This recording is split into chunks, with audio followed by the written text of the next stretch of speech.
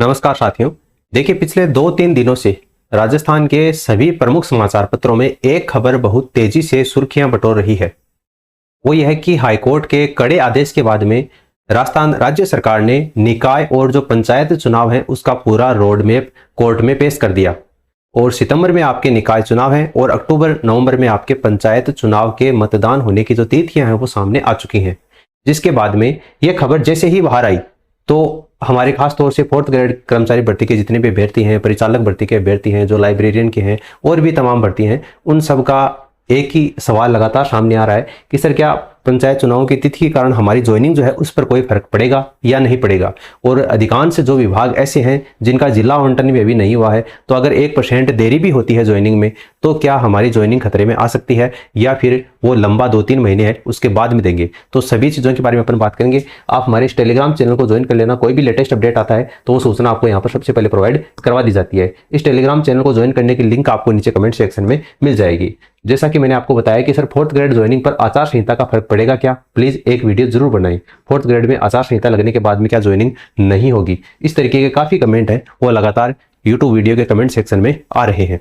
तो वीडियो को बिना स्किप किए आने वाले 5-7 मिनट में आपके सारे डाउट क्लियर हो जाएंगे, तो वीडियो को अंत तक आप जरूर देखना।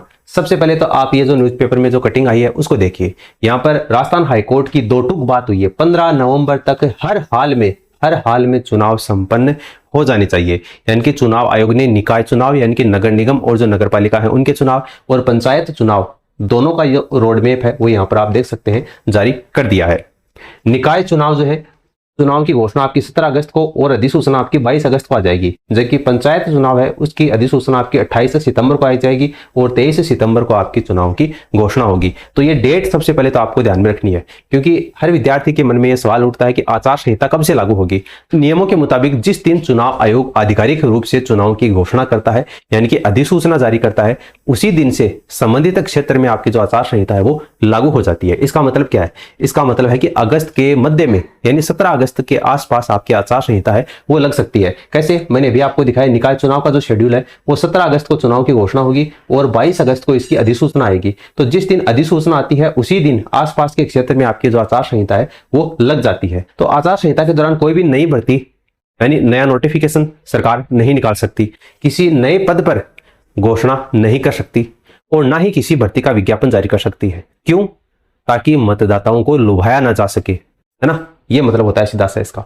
अब किस पर रोक नहीं लगती है? तो जो भर्तियां आचार संहिता लागू होने से पहले ही प्रक्रियाधीन है यानी अंडर प्रोसेस में है, जिनकी परीक्षाएं पूरी हो चुकी हैं, जिनका फाइनल रिजल्ट आ चुका है और 4th ग्रेड में तो विभाग भी आवंटित हो चुका है, तो उन चालू भर्तियों पर आचार संहिता का कोई विपरीत असर नहीं पड़ेगा। यानी जो भर्तियां जारी हैं और अपनी अंतिम चरण है, उन अंतिम चरण वाली भर्तियों पर इसका कोई भी फर्क नहीं पड़ेगा। और आपकी 4th ग्रेड जो कर्मचारी भर्ती 2024 है वो तो अपनी यात्रा पूरी कर चुकी है भाई, उसकी परीक्षा हो चुकी, परिणाम आ चुका, कैटेगरी वाइज विभाग आवंटन हो चुके और अब अपने अंतिम पायदान के ऊपर है।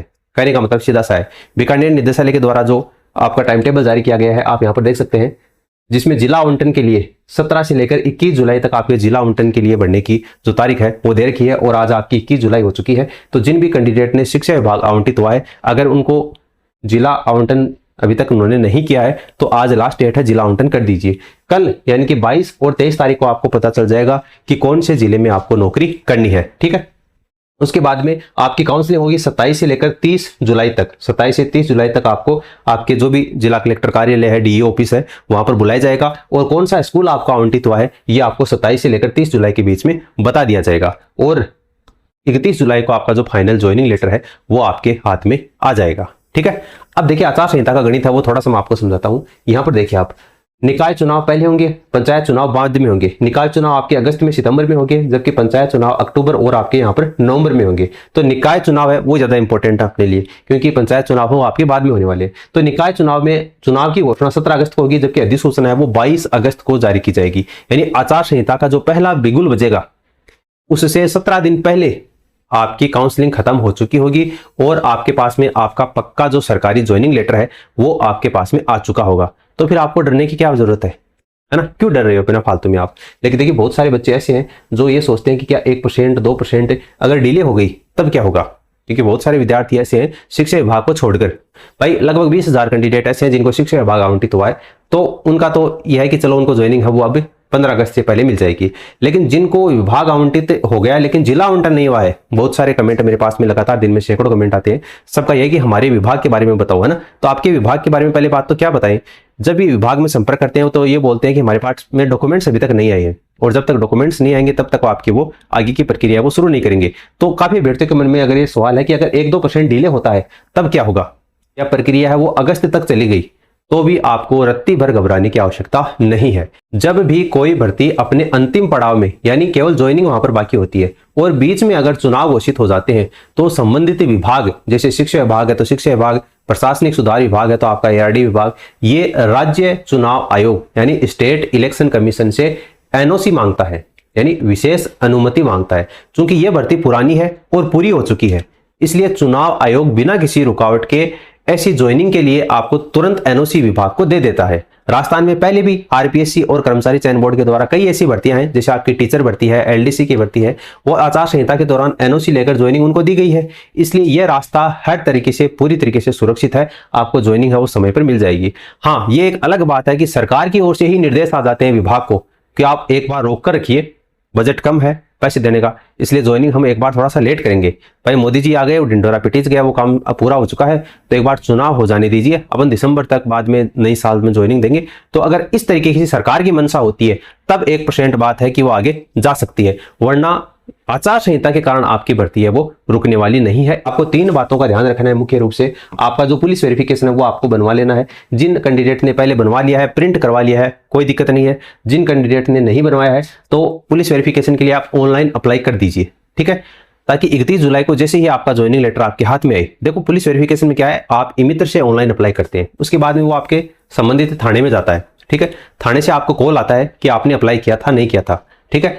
थाने से बाद में वो आपका SP ऑफिस में जाता है, SP ऑफिस से बाद में वेरीफाई होने के बाद में वापस थाने में आता है, फिर आप उसको थाने में ले जाकर और वहां से प्रिंट करवा कर लाते हैं। तो ये प्रोसेस होने में 10 से 12 दिन लग जाते हैं। तो आप उसको ऑनलाइन तो आज ही अप्लाई कर दीजिए। जब आपका फाइनल ज्वाइनिंग लेटर आपके हाथ में आ जाए 31 तारीख को, तो 1 तारीख को या 2 तारीख को आप बाद में थाने में जाकर उसको प्रिंट करवा कर ले आना, ठीक है, ताकि उस पर जो प्रिंटिंग की जो डेट होगी वो भी आपकी ज्वाइनिंग लेटर आने के बाद की होगी। तो जैसे ही आपका ज्वाइनिंग लेटर आपके हाथ में आएगा, उसके बाद की तारीख का आपका पुलिस वेरिफिकेशन भी आ जाएगा। तो दोनों चीजें आपकी सही हो जाएगी। एक तो पुलिस वेरिफिकेशन में टाइम नहीं लगेगा, भाई जब तक ज्वाइनिंग लेटर नहीं आएगा तब तक आपके काम का नहीं है, और जैसे ही ज्वाइनिंग लेटर आ गया उसके बाद में आप जाकर उसको प्रिंट करवा लेना, तो उस पर जो तारीख होगी वो भी आपकी ताजा होगी, यानी 1-2 तारीख होगी, ज्वाइनिंग लेटर आने के बाद की होगी, तो कोई दिक्कत आपको नहीं होगी। और दूसरी है, काउंसलिंग के लिए जाओ तो डॉक्यूमेंट्स की जो फाइल है उसको रेडी रखना, 10वीं की मार्कशीट, जाति, मूल निवास, आधार कार्ड और जो फार्म है उसकी स्व प्रमाणित आपको 2 सेट है वो तैयार करके लेकर जाने हैं। और काउंसलिंग मैंने आपको बताया 27 से लेकर 30 जुलाई के बीच में होनी प्रस्तावित है। जो भी जिले आपको आवंटित हुए हैं वहां पर कौन से कार्यालय में, कौन से स्कूल में आपको ज्वाइनिंग दी जाएगी, तो आपको तय समय के ऊपर पहुंचना है। तो अगर आपको हमारा यह विश्लेषण प्रामाणिक और आपके मन को शांत करने वाला लगा तो इस वीडियो को अपने सभी उन चयनित साथियों को WhatsApp ग्रुप में शेयर कीजिए, ताकि किसी भी बच्चे को कोई भी तनाव ना रहे। जैसे ही अन्य विभागों को लेकर, जिला आवंटन को लेकर कोई भी सूचना आती है तो वो सूचना आपको हमारे इस टेलीग्राम चैनल पर सबसे पहले प्रोवाइड करवा दी जाएगी। बाकी मिलते हैं अपन नेक्स्ट वीडियो में। अगर आपका अभी भी कोई सवाल है तो आप बेझिझक नीचे कमेंट सेक्शन में कमेंट करके लिख सकते हैं। धन्यवाद।